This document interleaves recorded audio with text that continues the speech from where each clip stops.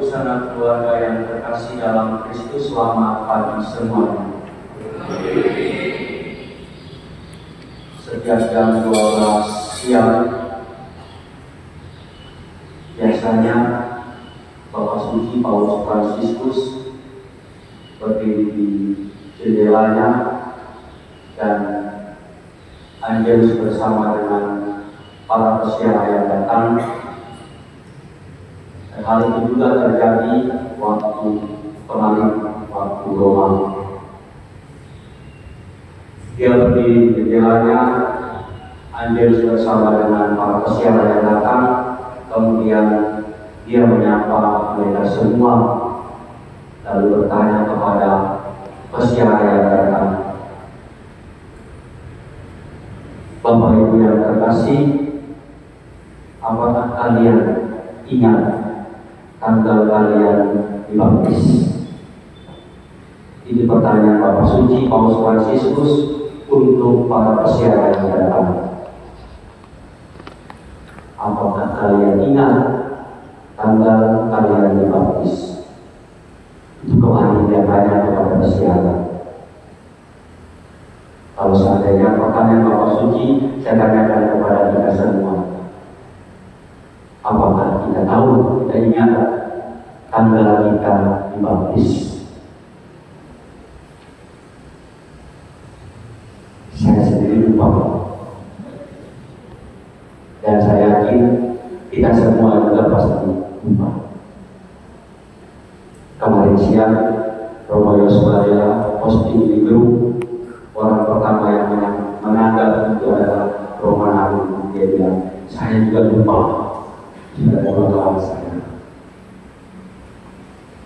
Apa kita ingat tanggal baptisan kita? Ada yang ingat, ada yang tidak ingat. Lalu Paulus Fransiskus melanjutkan, tidak apa-apa kalau Bapak Ibu lupa tanggal baptisan. Tapi dia mengatakan, pulang ke rumah, cari tahu kapan tanggal Anda semua dibaptis.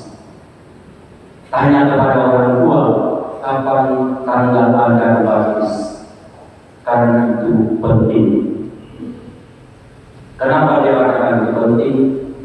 Karena baptisan adalah saat kita dilahirkan kembali dan bersatu bersama dengan Kristus yang kita imani.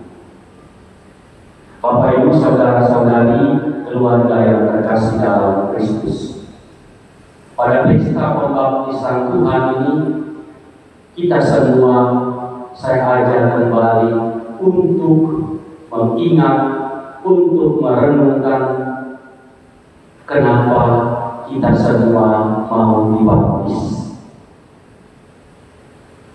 Dan kenapa kita mau dibaptis dalam gereja Katolik? Ada beberapa agama, ada banyak gereja Kristen yang bisa kita pilih kalau kita mau mengikuti Kristus. Tapi pertanyaannya, kenapa kita memutuskan untuk dibaptis menjadi orang Katolik di dalam gereja Katolik? Coba kita renungkan dulu. Karena setiap orang pasti punya motivasi masing-masing. Kenapa dia mau dibaptis dalam gereja Katolik?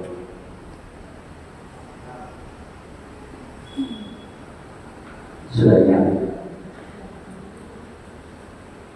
Sakramen baptis adalah pintu menuju sakramen-sakramen keselamatan. Dalam setiap pengajaran saya selalu mengatakan bahwa sakramen baptis itu sebagai pintu utama. Seperti kalau kita masuk ke dalam gereja ini, kita harus melewati pintu utama, baik pintu depan, baik pintu sebelah kanan maupun pintu sebelah kiri. Kalau kita mau masuk ke dalam gereja, kita harus masuk lewat pintu ini. Tanpa masuk lewat pintu ini, tidak mungkin sampai di dalam gereja lalu kita bisa masuk ke pintu sakristi, belakang dua-duanya, atau di depan dua-duanya, atau di rumah kita. Kalau kita memasuk rumah, pasti kita masuk melalui pintu utama. Bahan jalannya ada kamar keluarga, ada kamar makan, ada kamar anak. Itu pun anak pertama sendiri, anak kedua sendiri, anak ketiga sendiri, baru kamar mandi dan macam-macam. Tanpa kita masuk melalui pintu utama, tidak mungkin kita masuk ke pintu-pintu kamar-kamar yang ada di dalam rumah.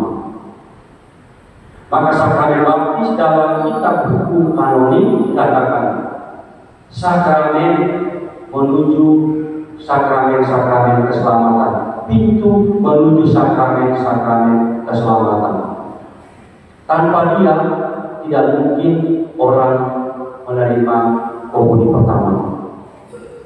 Tanpa dia tidak mungkin orang menerima krisma. Tanpa dia tidak mungkin orang menerima sakramen pengurapan orang sakit, tobat, perkawinan, atau imaman. Dia menjadi pintu utama. Setelah kita melewati sakramen baptis, baru kita bisa menerima sakramen Ekaristi, sakramen krisma, sakramen tobat, sakramen pengurapan orang sakit, sakramen perkawinan, sakramen imaman. Tidak mungkin tiba-tiba kita langsung mengatakan saya mau menerima komuni pertama, tapi belum menerima sakramen baptis. Sekali lagi, baptis adalah pintu menuju sakramen-sakramen keselamatan. Apa itu sakramen? Sakramen adalah tindakan Kristus, bukan tindakan manusia. Bukan tindakan manusia, tindakan Kristus yang di dalamnya baru kita tahu ada 7 sakramen.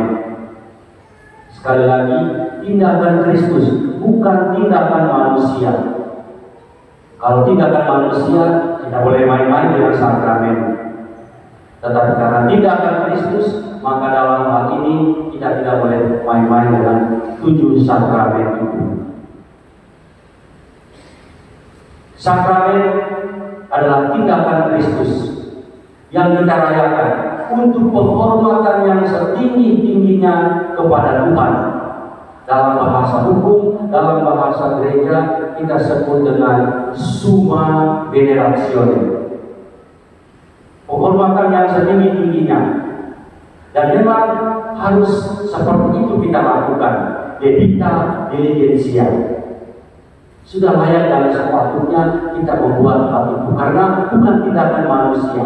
Sakramen itu tindakan Kristus, mulai dari baptisan sampai dengan sakramen perkawinan.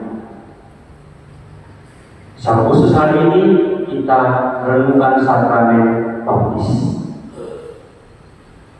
Ada yang dibaptis pada waktu bayi, tidak tahu apa-apa, bapak dan mamanya bawa ke gereja, kena air, menangis, lalu kita bilang sifatnya lari semua. Ada yang dengan sadar tahu dia dibaptis, tapi pertanyaannya, kita tahu, mungkin kita tahu makna baptisan, tapi hari ini saya mengingatkan kembali supaya kita disegarkan. Setiap kali kita dibaptis, rahmat pertama yang kita terima dari Tuhan adalah bahwa kita diangkat menjadi anak-anak Allah. Itu luar biasa.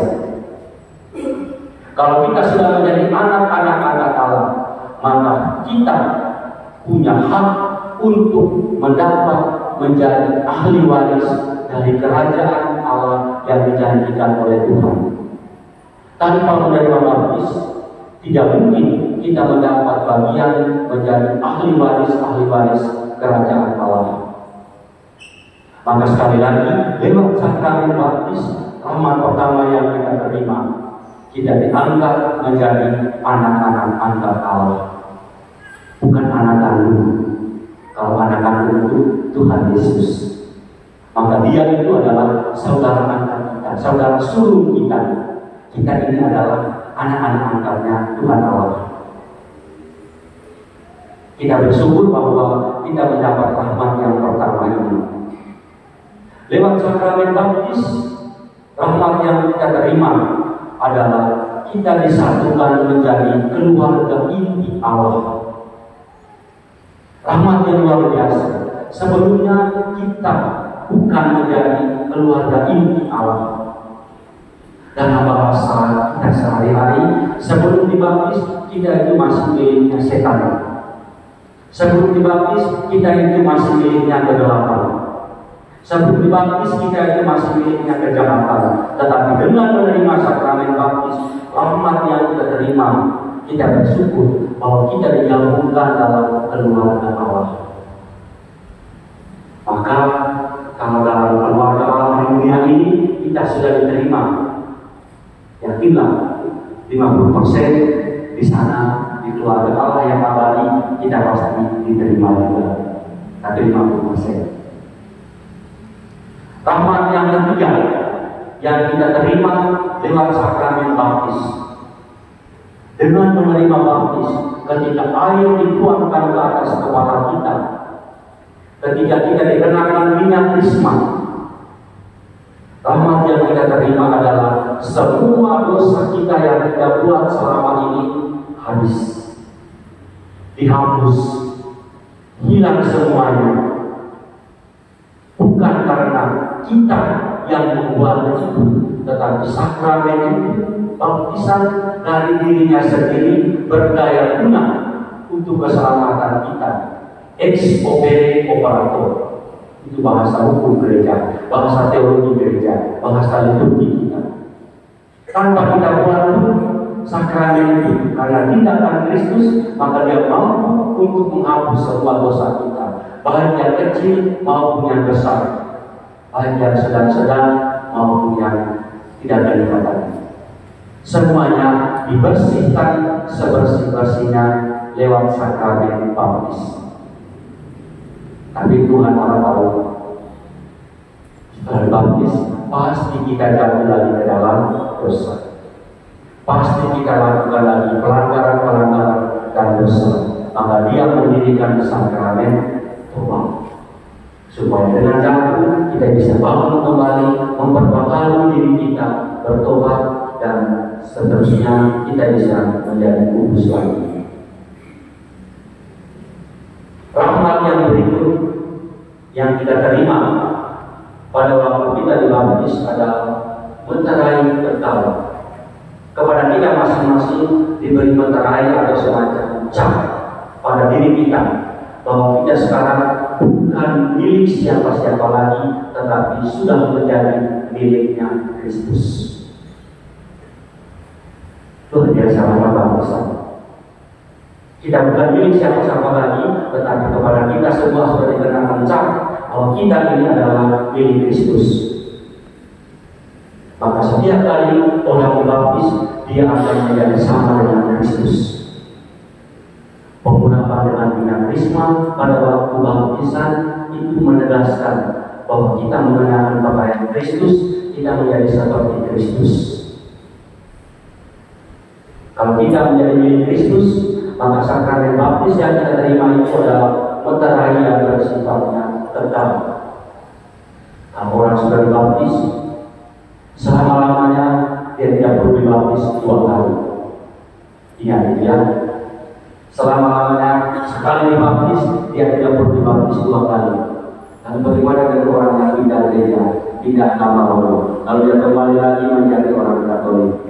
Dia cukup menunjukkan sikap bertobatnya, bertobat, mengaku dosa di hadapan publik, umat atau yang mewakili, dia menegaskan kembali iman kepercayaan dia yang diterima pada waktu dia dibaptis, yakni credo, aku percaya, rumusan iman kita.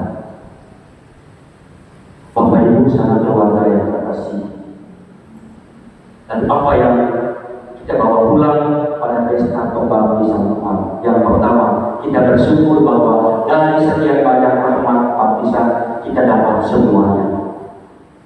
Dan pertanyaan untuk kita renungkan pada hari ini. Sudah berapa tahun kita dibaptis? Ada yang bayi, ada yang dewasa, ada yang remaja, ada yang tua. Pertanyaannya, dan baptisan yang sudah saya terima, pertanyaannya, apa yang sudah saya buat untuk Tuhan Allah? Nah, ini penting. Apa yang sudah saya lakukan untuk Tuhan? Karena Dia sudah menganugerahkan kepada saya tanpa baptisan yang luar biasa. Renungkan itu dan mari kita bawa dalam hidup kita. Tuhan memberkati kita sekarang dan selamanya.